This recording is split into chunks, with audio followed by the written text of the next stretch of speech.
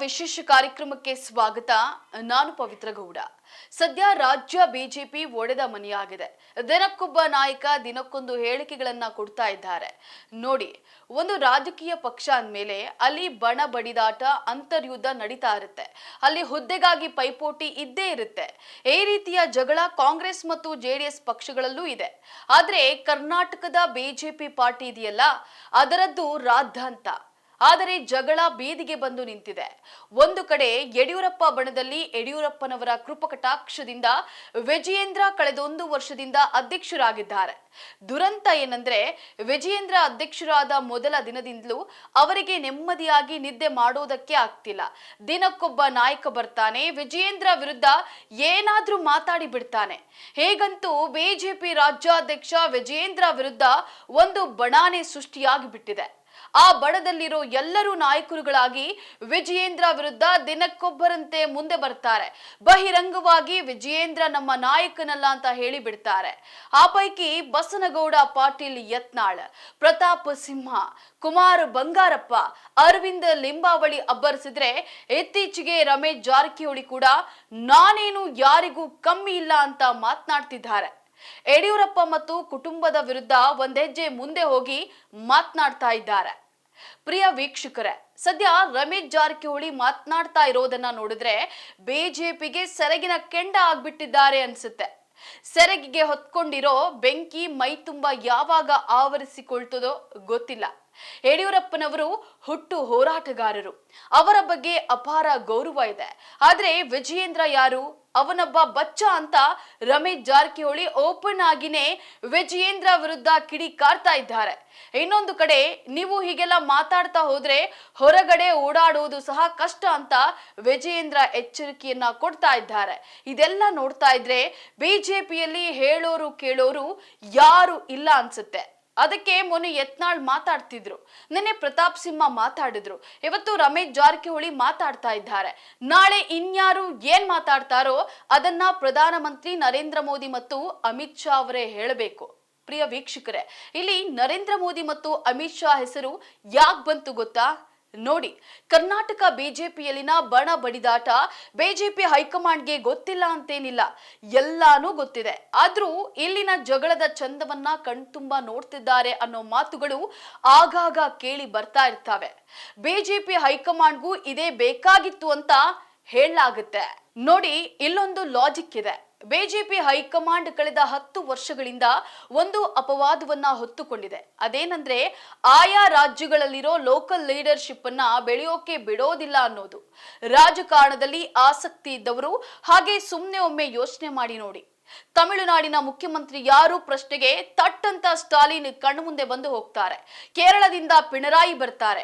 ಆಂಧ್ರ ರಾಜಕಾರಣದಲ್ಲಿ ನಾಯ್ಡು ರೆಡ್ಡಿ ಅನ್ನೋ 2 ಪ್ರಮುಖ ಮುಖಗಳು ಕಾಣಿಸಿಕೊಂಡ್ರೆ, ತೆಲಂಗಾಣದಲ್ಲಿ ಕೆಸಿಆರ್ ಮತ್ತು ರೇವಂತ್ ರೆಡ್ಡಿ ಸ್ಮೃತಿ ಪಟಲದಲ್ಲಿ ಹಚ್ಚು ಹೊತ್ಕೊಂಡು ಕೂತಿದ್ದಾರೆ. ಇದೇ ರೀತಿ ಉತ್ತರ ಭಾರತದ ಕಡೆಗೆ ನೋಡಿದ್ರೆ, ಪಶ್ಚಿಮ ಬಂಗಾಳದಲ್ಲಿ ಮಮತಾ ಬ್ಯಾನರ್ಜಿ, ದೆಹಲಿಯಲ್ಲಿ ಅರವಿಂದ್ ಕೇಜ್ರಿವಾಲ್, ಬಿಹಾರದಲ್ಲಿ ನಿತೀಶ್ ಕುಮಾರ್, ಜಾರ್ಖಂಡ್ನಲ್ಲಿ ಹೇಮಂತ್ ಸೊರೇನ್, ಈ ರೀತಿ ಒಂದಷ್ಟು ಪಾಪ್ಯುಲರ್ ಮುಖಗಳು ನಮ್ಮ ಕಣ್ಣಿಗೆ ಕಾಣ್ತವೆ. ಆದ್ರೆ ಅದೇ ಬಿಜೆಪಿ ರಾಜ್ಯದಲ್ಲಿನ ಸಿಎಂಗಳು ಯಾರ್ಯಾರು ಅಂತ ಒಮ್ಮೆ ಯೋಚನೆ ಮಾಡಿ ನೋಡಿ. ಆಗ ತಟ್ ಅಂತ ಬರೋದು ಉತ್ತರ ಪ್ರದೇಶದ ಸಿಎಂ ಯೋಗಿ ಆದಿತ್ಯನಾಥ್ ಮಾತ್ರ. ಇನ್ನುಳಿದ ಪಾಪ್ಯುಲರ್ ಫೇಸ್ಗಳು ಬಿಜೆಪಿ ಅಧಿಕಾರದಲ್ಲಿರೋ ರಾಜ್ಯಗಳಲ್ಲಿ ಕಂಡು ಬರೋದೇ ಇಲ್ಲ. ಇದಕ್ಕೆ ಕಾರಣ ಏನಂದ್ರೆ, ನರೇಂದ್ರ ಮೋದಿ ಮತ್ತು ಅಮಿತ್ ಶಾಗೆ ಲೋಕಲ್ ಲೀಡರ್ಶಿಪ್ ನ ಬೆಳೆಸೋದು ಬೇಕಿಲ್ವಂತೆ. ಅಂದ್ರೆ ದೇಶದಲ್ಲಿ ಯಾವ ಚುನಾವಣೆಗಳು ಬೇಕಾದ್ರೂ, ಅದು ಪಂಚಾಯತ್ ನಿಂದ ಪಾರ್ಲಿಮೆಂಟ್ ವರೆಗಾದ್ರೂ ನರೇಂದ್ರ ಮೋದಿ ಮತ್ತು ಅಮಿತ್ ಶಾ ಹೆಸರಲ್ಲೇ ನಡಿಬೇಕು. ಸ್ವಲ್ಪ ಗಮನಿಸಿ ನೋಡಿ. ಗುಜರಾತ್ನಲ್ಲಿ ಕಳೆದ 10 ವರ್ಷಗಳಲ್ಲಿ ಅಂದ್ರೆ ನರೇಂದ್ರ ಮೋದಿ ಪ್ರಧಾನಿಯಾದ ಬಳಿಕ ಬರೋಬ್ಬರಿ 4 ಜನ ಮುಖ್ಯಮಂತ್ರಿಗಳು ಬದಲಾಗಿದ್ದಾರೆ. ಮಧ್ಯಪ್ರದೇಶದ ರಾಜಕಾರಣದಲ್ಲಿ ಶಿವರಾಜ್ ಸಿಂಗ್ ಚೌಹಾಣ್ ಅವರದ್ದು ಬಾರಿ ದೊಡ್ಡ ಹೆಸರು. ಆಡಳಿತ ವಿರೋಧಿ ಅಲೆ ಇದ್ರೂನು ಇತ್ತೀಚಿನ ವಿಧಾನಸಭಾ ಚುನಾವಣೆಯಲ್ಲಿ ಬಿಜೆಪಿಗೆ ಪ್ರಚಂಡ ಬಹುಮತವನ್ನ ತಂದುಕೊಟ್ಟಿದ್ರು. ಹೆಚ್ಚು ಸೀಟು ಗೆಲ್ಲಿಸಿಕೊಟ್ಟ ಶಿವರಾಜ್ ಸಿಂಗ್ ಚೌಹಾಣ್ ರನ್ನ ಮತ್ತೊಮ್ಮೆ ಮುಖ್ಯಮಂತ್ರಿ ಮಾಡಬಹುದಿತ್ತು, ಆದ್ರೂ ಮಾಡ್ಲಿಲ್ಲ. ರಾಷ್ಟ್ರ ರಾಜಕಾರಣಕ್ಕೆ ಕರ್ಕೊಂಡು ಹೋಗಿ ದಿಲ್ಲಿ ಮಿನಿಸ್ಟರ್ ಮಾಡಿದ್ರು. ಯಾಕಂದ್ರೆ ಮಧ್ಯಪ್ರದೇಶದಲ್ಲಿ ರಾಜನಾಗಿ ಮೆರೆಯೋದಕ್ಕಿಂತ ದಿಲ್ಲಿಯಲ್ಲಿ ನಮ್ಮ ಕೈ ಕೆಳಗೆ ಕೆಲಸ ಮಾಡ್ಲಿ ಅನ್ನೋ ಉದ್ದೇಶ ಇಲ್ಲಿ ಸ್ಪಷ್ಟವಾಗಿ ಕಾಣ್ತಿದೆ. ಇದೇ ಫಾರ್ಮುಲಾವನ್ನ ನರೇಂದ್ರ ಮೋದಿ ಮತ್ತು ಅಮಿತ್ ಶಾ ದೇಶದ ಬಹುತೇಕ ರಾಜ್ಯಗಳಲ್ಲಿ ಇಂಪ್ಲಿಮೆಂಟ್ ಮಾಡಿದ್ದಾರೆ. ಸ್ವಲ್ಪ ಯೋಚನೆ ಮಾಡಿ ನೋಡಿ. ಯಡಿಯೂರಪ್ಪ ನಮ್ಮ ಕರ್ನಾಟಕದ ಮಾಸ್ ಲೀಡರ್. ದೇವೇಗೌಡ ಮತ್ತು ಸಿದ್ದರಾಮಯ್ಯರಂತೆ ಯಡಿಯೂರಪ್ಪ ಕೂಡ ಹುಟ್ಟು ಹೋರಾಟದಿಂದ ರಾಜಕಾರಣಕ್ಕೆ ಬಂದವರು. ಇಡೀ ರಾಷ್ಟ್ರದಲ್ಲೇ ಬಿಜೆಪಿ ಏನೂ ಅಲ್ಲದ ಕಾಲದಲ್ಲಿ ಸೈಕಲ್ ಮೇಲೆ ಸುತ್ತಕೊಂಡು ಪಕ್ಷ ಕಟ್ಟಿದ್ರು. ಬಿಜೆಪಿಗಾಗಿ ಸರ್ವಸ್ವವನ್ನು ಅರ್ಪಿಸಿ ದಕ್ಷಿಣ ಭಾರತದಲ್ಲಿ ಮೊಟ್ಟ ಮೊದಲ ಬಾರಿಗೆ ಸರ್ಕಾರವನ್ನ ರಚನೆ ಮಾಡಿ ನಮ್ಮ ರಾಜ್ಯದಲ್ಲಿ ಬಿಜೆಪಿಗೆ ಒಂದು ಅಸ್ತಿತ್ವವನ್ನ ಕ್ರಿಯೇಟ್ ಮಾಡಿಕೊಟ್ರು. ಲಿಂಗಾಯತ ಸಾಮ್ರಾಜ್ಯಕ್ಕೆ ಅನಭಿಷಕ್ತ ಅಧಿಪತಿಯಾಗಿ ರಾಜಕಾರಣ ಮಾಡಿದ್ರು. ಆದ್ರೆ ಇಂತಹ ಒಬ್ಬ ನಾಯಕ ಹೇಗೆ ಸೈಡ್ ಲೈನ್ ಆದ್ರು ಅನ್ನೋದನ್ನ ಇಡೀ ದೇಶ ಮೂಕ ವಿಸ್ಮಿತರಾಗಿ ನೋಡ್ತು. ಇಂತಹ ಯಡಿಯೂರಪ್ಪರನ್ನ 2018ರಲ್ಲಿ ಮುಖ್ಯಮಂತ್ರಿ ಸ್ಥಾನದಿಂದ ಇಳಿಸೋ ಅವಶ್ಯಕತೆಯಾಗ್ಲಿ ಅನಿವಾರ್ಯತೆಯಾಗ್ಲಿ ಏನೂ ಇರಲಿಲ್ಲ. ಯಡಿಯೂರಪ್ಪನವರನ್ನ ಕೆಳಗಿಳಿಸಿ ಅವರ ಬಲಗೈ ಬಂಟನಾಗಿದ್ದ ಬೊಮ್ಮಾಯಿಯವರನ್ನ ಮುಖ್ಯಮಂತ್ರಿ ಮಾಡೋದಾದ್ರೆ ಯಡಿಯೂರಪ್ಪರನ್ನ ಯಾಕೆ ಕೆಳಗಿಳಿಸಬೇಕಿತ್ತು? ಅಂತಹ ಮಹಾ ಅಪರಾಧವನ್ನ ಲಿಂಗಾಯತ ಲೀಡರ್ ಆಗಿದ್ದ ಯಡಿಯೂರಪ್ಪನವರು ಏನ್ ಮಾಡಿದ್ರು? ಏನೂ ಇಲ್ಲ. ಆದ್ರೂ ಯಡಿಯೂರಪ್ಪನವರು ಕೆಳಗಿಳಿಯಬೇಕಾಯಿತು. ಯಾಕಂದ್ರೆ ಯಡಿಯೂರಪ್ಪನವರ ನಾಯಕತ್ವವನ್ನ ಮುಗಿಸೋ ಅನಿವಾರ್ಯತೆ ಬಿಜೆಪಿ ಹೈಕಮಾಂಡ್ಗೆ ಇತ್ತು ಅಂತ ಹೇಳಲಾಗುತ್ತೆ. ನೋಡಿ, ನರೇಂದ್ರ ಮೋದಿ ಅನ್ನೋ ಹೆಸರು ಗುಜರಾತ್ಗೆ ಮಾತ್ರ ಸೀಮಿತವಾಗಿದ್ದ ಕಾಲದಲ್ಲೂ ಯಡಿಯೂರಪ್ಪನವರು ಕರ್ನಾಟಕದಲ್ಲಿ ಬಿಜೆಪಿಯನ್ನ ಅಧಿಕಾರಕ್ಕೆ ತಂದಿದ್ರು. ಇವತ್ತಿಗೂ ಯಡಿಯೂರಪ್ಪ ಅಂದ್ರೆ ರಾಜ್ಯದಲ್ಲಿ ಒಂದು ಗತ್ತಿದೆ. 2019ರ ವಿಧಾನಸಭಾ ಚುನಾವಣೆಯಲ್ಲಿ ಯಡಿಯೂರಪ್ಪನವರ ಮುಖವನ್ನ ಮುಂದಿಟ್ಟುಕೊಂಡೇ ಬಿಜೆಪಿ ಮತಗಳನ್ನ ಕೇಳಬಹುದಿತ್ತು. ಆದ್ರೆ ಇದು ನರೇಂದ್ರ ಮೋದಿ ಅವರಿಗೆ ಹೇಗೆ ಇಷ್ಟ ಆಗುತ್ತೆ? ಪಂಚಾಯಿತಿಯಿಂದ ಪಾರ್ಲಿಮೆಂಟ್ ವರೆಗೂ ಮೋದಿ ಹೆಸರಲ್ಲೇ ಎಲೆಕ್ಷನ್ಗಳು ಆಗ್ಬೇಕು ಅನ್ನೋ ಇರಾದೆ ಇರುವಾಗ ಕರ್ನಾಟಕದಲ್ಲಿ ಯಡಿಯೂರಪ್ಪನವರ ಹೆಸರನ್ನ ಮುಂದಿಟ್ಟುಕೊಂಡು ಹೋದ್ರೆ ಅದು ನರೇಂದ್ರ ಮೋದಿ ಅವರ ಪಾಪ್ಯುಲಾರಿಟಿಗೆ ಕೊಡ್ಲಿ ಏಟು ಬೆದ್ದಂಗಾಗುತ್ತೆ. ಇದೇ ಕಾರಣಕ್ಕೆ ಸಕ್ರಿಯ ರಾಜಕಾರಣದಿಂದ ಯಡಿಯೂರಪ್ಪನವರು ಒತ್ತಾಯದ ನಿವೃತ್ತಿಯನ್ನ ತಗೊಂಡ್ರು. ಅಂದುಕೊಂಡಂಗೆ 2019ರ ಎಲೆಕ್ಷನ್ ಮೋದಿಯವರ ಹೆಸರಲ್ಲೇ ನಡೀತು. ಪಾಪ ಮೋದಿ ಅವರು ರಾಜ್ಯದ ಗಲ್ಲಿ ಗಲ್ಲಿಗಳಲ್ಲೂ ಸುತ್ಕೊಂಡು ಬಂದ್ರು. ಆದ್ರೂ ಬಂದಿದ್ದು ಸೀಟು 66 ಮಾತ್ರ. ಸೀಟು ಇಷ್ಟು ಕಡಿಮೆ ಆಗೋದ್ರಲ್ಲಿ ಯಡಿಯೂರಪ್ಪನವರ ಪಾತ್ರ ಇದೆ ಅಂತಾನು ಹೇಳಲಾಗುತ್ತೆ. ಅದಕ್ಕೆ ಯಡಿಯೂರಪ್ಪನವರ ಶಕ್ತಿಯನ್ನ ಅರ್ಥ ಮಾಡಿಕೊಂಡ ಬಿಜೆಪಿ ಹೈಕಮಾಂಡ್ ಕೊನೆಗೂ ಯಡಿಯೂರಪ್ಪನವರ ಒತ್ತಡಕ್ಕೆ ಮಣಿದು ಅವರ ಮಗ ವಿಜಯೇಂದ್ರನವರಿಗೆ ರಾಜ್ಯಾಧ್ಯಕ್ಷ ಪಟ್ಟ ಕಟ್ಟಿತು. ಇನ್ನೊಂದು ಕಡೆ ಒಂದು ಬಣ ನಿರಂತರವಾಗಿ ವಿಜಯೇಂದ್ರ ವಿರುದ್ಧ ಒಂದು ಬಣ ಮಾತಾಡ್ತಾ ಇದ್ರು. ಹೈಕಮಾಂಡ್ ಚಂದ ನೋಡ್ತಿದೆ.